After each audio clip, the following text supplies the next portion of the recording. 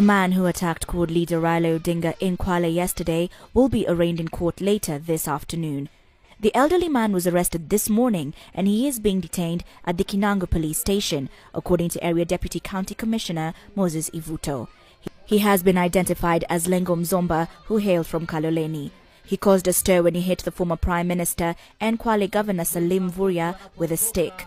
Recent incidents of attacks on VIPs in public have caused a major concern after a man was shot dead after attempting to slash near Member of Parliament Stephen Gare.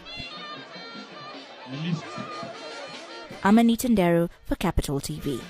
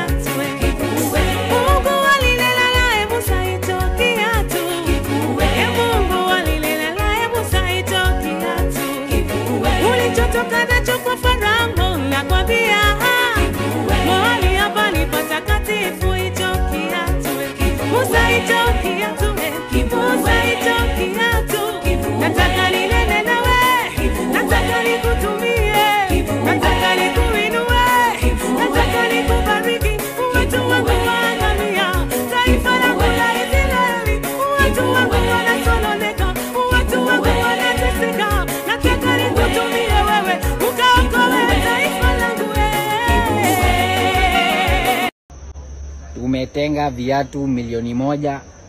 Kwanza tupunguze gharama.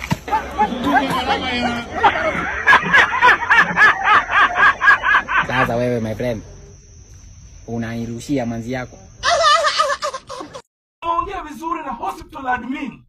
Tukakuja tukaongea na medsup Mr. Lamba, Dr. Lamba. Kumbe bandwe menembe. Kumbe mwenye hananga bandwe. Kumbe mwenye hananga. Enzi na Kalola.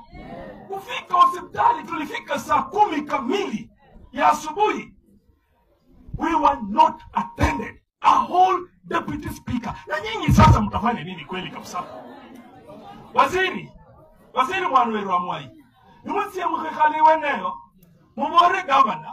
Neno Mwanweru mitano. Chukua huyu. Mwanja kwa kuli deputy speaker toto.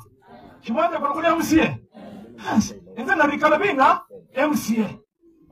Menye utia bado baba nabanya khana nibe nusa nuyombelisa wako bakota. Na bado. Shanzi sana.